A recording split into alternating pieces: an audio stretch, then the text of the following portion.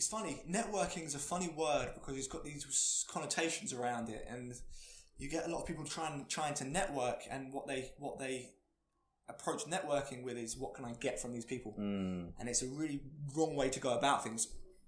In the last few years, I've gone with the approach of giving without wanting to receive a thing, and this will fare you a lot better, because when you go into you want to network, you go to a networking event, which I don't do, by the way, but if you go to a networking event, or you're trying to meet the right people, and don't get me wrong, it's very important to be around the right people, and that's friends, and the people you're spending every day with. Because if you're around the wrong friends, they'll keep telling you, it's like you were saying in the last podcast, they'll tell you what you can't do. If you're around the right friends, they'll make you think you're thinking so small. Your friends want to be doing 10 times what you're doing. And the most important thing is getting around them people, because it's very hard to get around them people. From when I was a kid, I didn't know how to even do that. It was miles away from what I knew. And so to get into them spaces and to even be around them people, you remember, it's kind of like a value exchange. Someone making £50 million a year isn't going to want to be around you if you're just taking off them. Of course they're not, because it's an energy exchange. They don't want you taking energy off them all the time.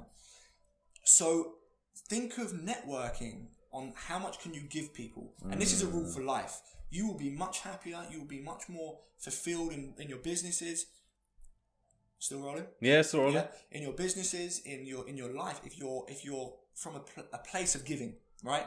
When people start getting, what can I get? What can I take? And thinking about themselves too much, you'll notice they kind of go into a slowly declining thing. It never works out.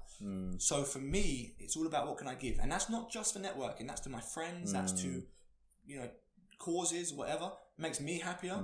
It benefits everything else. But the most important thing is, in a networking aspect, think about all the things you can give. Some people can give amazing access to memberships and houses and networks and resources, and it's great when you get to that point. But what if you're not at that point yet? You've got to be creative. What can you give that person? Is it your time?